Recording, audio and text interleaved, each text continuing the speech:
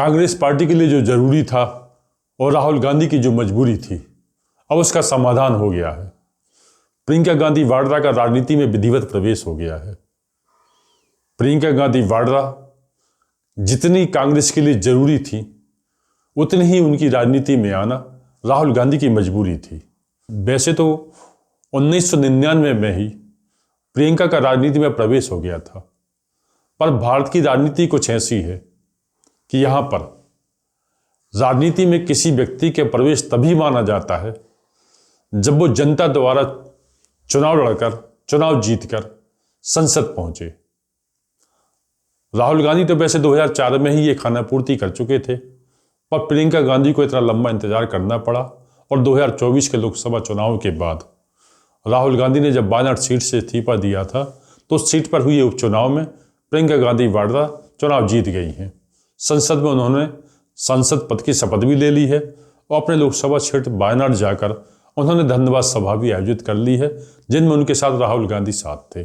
तब प्रियंका गांधी वाड्रा का राजनीति में एक तरीके से विधिवत प्रवेश हो गया है।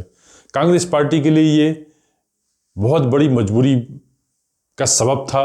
उनका राजनीति में आना कांग्रेस पार्टी के लिए जरूरी था, क्योंकि कांग्रेस पार्टी की शुरू से ही मनोदशा रही है, आज़ादी के बाद से ही, कि कांग्रेस पार्टी हमेशा एक ग्लैमर की चाह में रहती है और उसकी ग्लैमर की ये चाहत कहीं ना कहीं गांधी परिवार पर आकर टिक जाती है।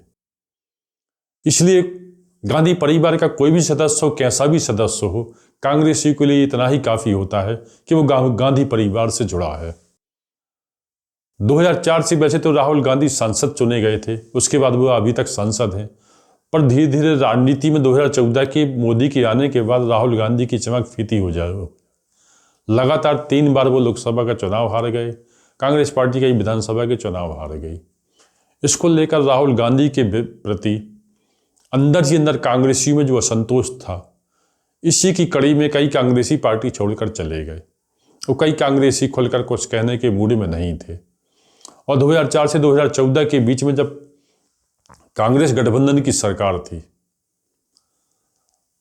तब 2004 में जब कांग्रेस पार्टी की सरकार बनने जा रही थी गठबंधन के थे, तब उस समय सोनिया गांधी को प्राइम मिनिस्टर बनाया जाना था। ये कांग्रेस पार्टी का ऑफर था, पर कांग्रेस के ही सहयोगियों ने, खुद कांग्रेस पार्टी के कुछ नेताओं ने इसको लेकर अपना विरोध दर्ज कराया था। सोनिया गांधी प्रधानमंत्री बनते बनते रह गई। कांग्रेसियों ने इसे सोनिया गांधी का त्याग माना। बहरहाल सोनिया गांधी की जगह मनमोहन सिंह देश के प्रधानमंत्री बने और 2004 से 2014 के बीच में वो देश के प्रधानमंत्री रहे। मनमोहन सिंह प्रधानमंत्री जरूर रहे, पर पावर सेंटर सही मायने में सोनिया गांधी के पास माना जाता रहा और इस पावर सेंटर के एक सिरे पर राहुल गांधी खड़े दिखाई देते थे। क्योंकि आपको याद होगा कि कैबिनेट ने जिस प्रस्ताव को पारित किया था, कैबिनेट में ही उस प्रस्ताव को राहुल गांधी ने फाड़ दिया था। इससे अंदाजा लगाया जा सकता है कि कांग्रेस पार्टी के पावर सेंटर का एक सिरा राहुल गांधी के हाथ में था। हालांकि राहुल गांधी ने 2004 से 2014 के बीच में कोई पद स्वीकार नहीं किया था, पर 2017 में वो कांग्रेस पार्टी के अध्यक्ष चुन लिए गए थे। लेकिन 2019 में जब उनकी कांग्रेस पार्टी लोकसभा में वापसी नहीं कर सकी, तो राहुल गांधी ने अपने पद से इस्तीफा दे दिया। काफी मनाने के बाद भी वो इस पद पर दोबारा नहीं गए। तो राहुल गांधी के बारे में चर्चा आम हो गई कि वो कोई पद नहीं लेना चाहते, वो कोई पद से बनकर काम नहीं करना चाहते, वो एक स्वतंत्र राजनीति करना चाहते हैं, एक तरीके से वो आजाद रहना चाहते हैं। इसलिए जब 2024 के लोकसभा चुनाव में कांग्रेस को इतनी सीटें मिल गईं कि वो अपना विपक्ष का नेता चुन सके, तब कांग्रेसियों के काफी समझाने पर राहुल गांधी ने विपक्ष के नेता का पद स्वीकार किया। पर माना जाता है कि इसको पद को लेकर भी वो काफी दबाव में है। उनके एक दबाव को कम करने के लिए उनकी प्रियंका गांधी वाड्रा उनके साथ आ गई है।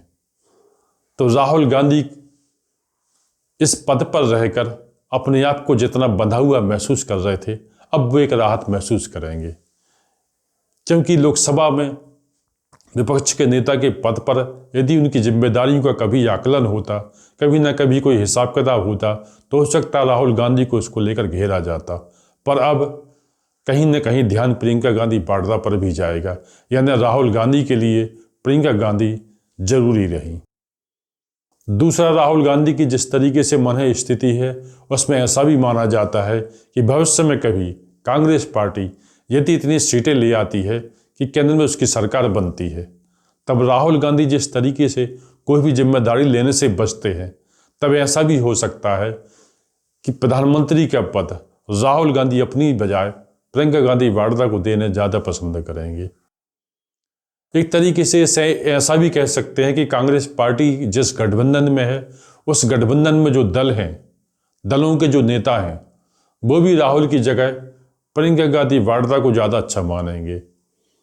वो प्रियंका गांधी वाड्रा के प्रति उनका समर्थन ज़्यादा होगा। इसलिए प्रियंका गांधी वाड्रा का राजनीति में विधिवत प्रवेश कांग्रेस पार्टी के लिए जरूरी था और राहुल गांधी की एक मजबूरी थी, जिसका अब समाधान हो गया है। तो आज के लिए इतना ही। आपसे अनुरोध है, आप अपने विचारों से कमेंट बॉक्स में लिखकर हमें ज़रूर बताइएगा।